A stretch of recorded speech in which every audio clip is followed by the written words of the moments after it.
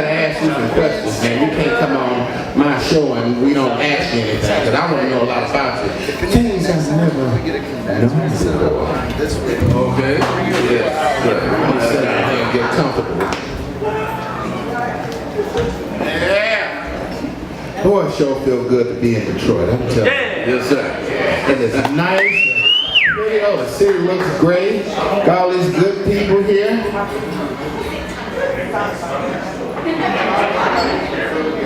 And we're gonna talk about Johnny Bassett right now. Anyway, how did you get started in music, Johnny? That's a long story and a short one.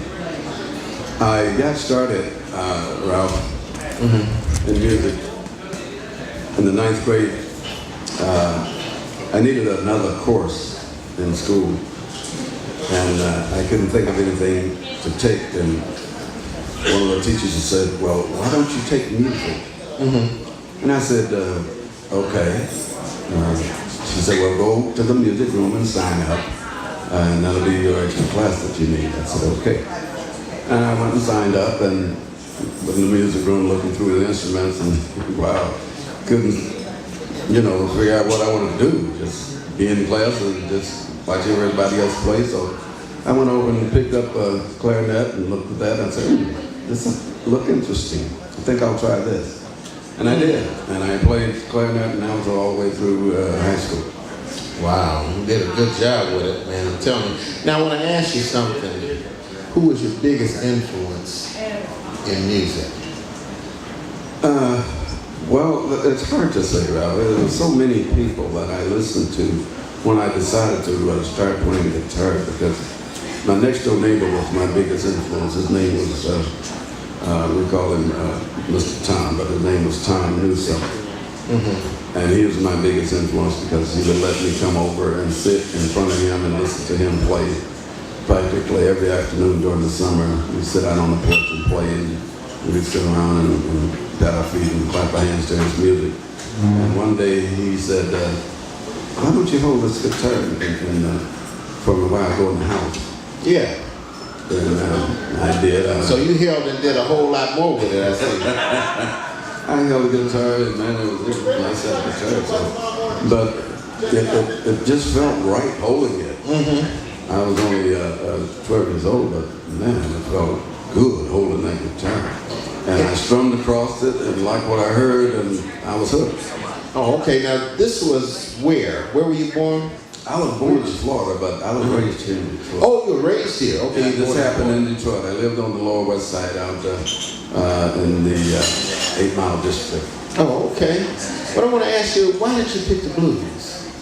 I didn't pick the blues. The first tune I learned how to play that I picked out on my sister's old guitar, she had a Rockstar, was I was listening on the radio while I was strumming across the guitar, and it just came to me listening to this song on the radio called, it was Sentimental Journey. Oh, gonna take a sentimental journey. That's Sentimental Journey? That's Sentimental Journey. Oh, okay. That's an old And I learned how to play that on 2 strings. On the guitar. 2 strings. 2 strings. I learned how to play that, and after that, everything else is history after that. But I didn't choose the blues; they chose me. Now, one other question I want to ask you about yourself. What did your mom and father, what your mother and father think about you playing the blues? Oh, they thought it was great, especially my mom, because she loved to sing spirituals and Baptist. She was one of those old Baptist ladies, and she would sing. And I when I picked up the guitar and started playing on it, that's what I had to play for her from church song. And that's the way it started. And after getting into it over the years and learning that there wasn't any difference. Now, another question I want to ask you about. I've seen you play many times, and I've seen you with a lot of boxes. I want to ask you a personal question. Do you mind? Not at all. What is your favorite guitar? What's the best guitar you ever played on in your life? You ever owned, played? I want to know. Gibson? Yeah, I've been trying to tell a lot of these young guys about the boxes. Yeah, well, I bought one, Ralph. I bought my first Gibson in 1954. 54? Oh, I remember Right off the 54 shoulder in the floor. magazine. I bought a blonde ES 175 right off the floor right there on the corner of John R. and Broadway, my corner here. And Not Allison's music. Oh, Wurlitzer music. Oh, Wurlitzer, I remember that. Yeah. right there on the corner. Matter of fact, the building, you know, still have the name up there. Oh, okay. And I still have that guitar. Oh, okay. Brand new. Now, what made you stay in the city of Detroit? Family, friends, and music. Music. And you played with John Lee Hooker, didn't you? Yes, I did. I played with John Lee Hooker. I played with Eddie Burns. I played with Mr. Cole. I played with Sir Mac Rice, and I played with Little Sonny. Little Sonny, yeah. Yes, and just, you know, practically everybody came to Bobo Jenkins and Little Jimmy Kennedy, which we just lost this past Tuesday. Yeah. Jimmy Kennedy. So sad for that, but you name it, and I've been with Washboard Willie. People like that. Yeah, Washboard Willie, he was something else. He had the great Jameson. James Jameson got to start playing with Washboard Willie, the great Motown bassist. Yeah. Yes, indeed. Played with Jameson too. I know it. Yes, Benny indeed. Benjamin, you know, I was one of the first people in that Motown era. Now, I want to ask you, you're with Mac Avenue Records right now, is that correct? Yes, I am.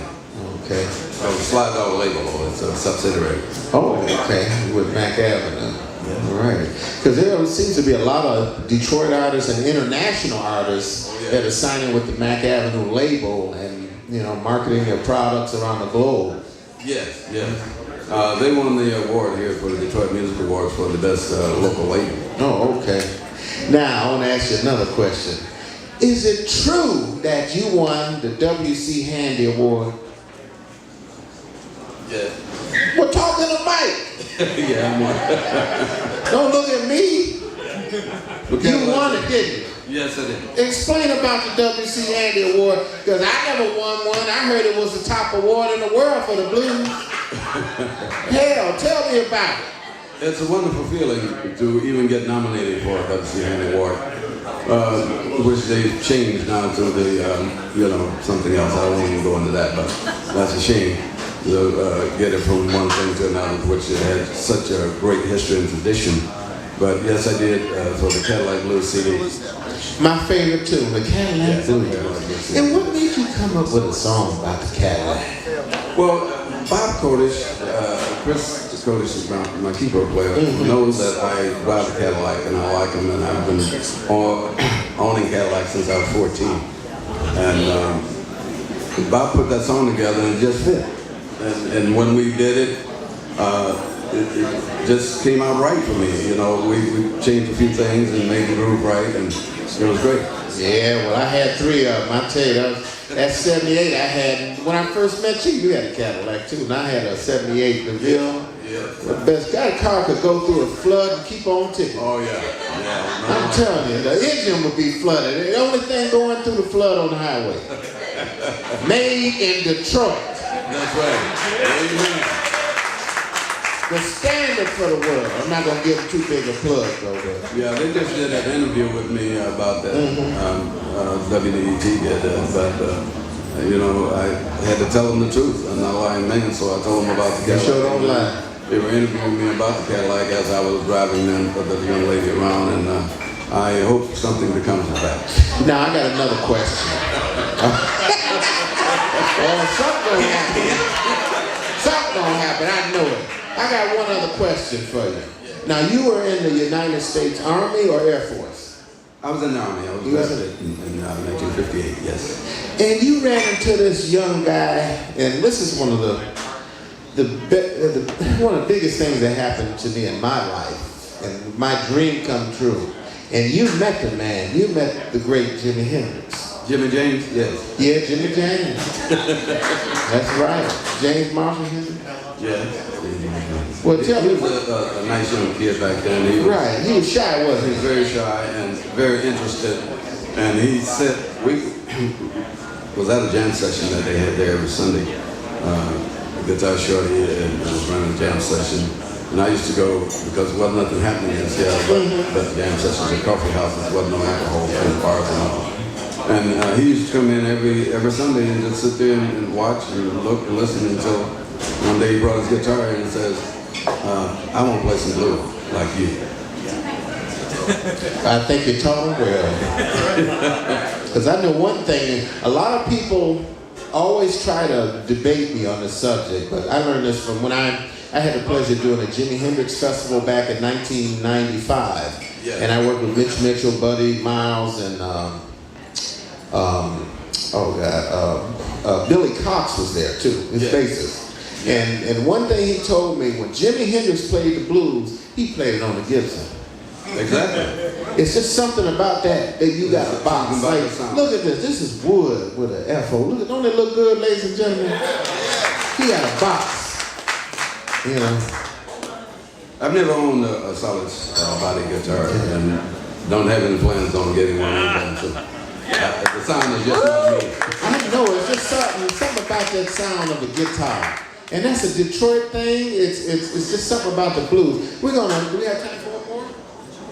Two more. We're gonna do another song featuring the Emperor of the Blues, Johnny Bassett. Let's hear it from ladies and gentlemen. And I'm gonna switch boxes real quick.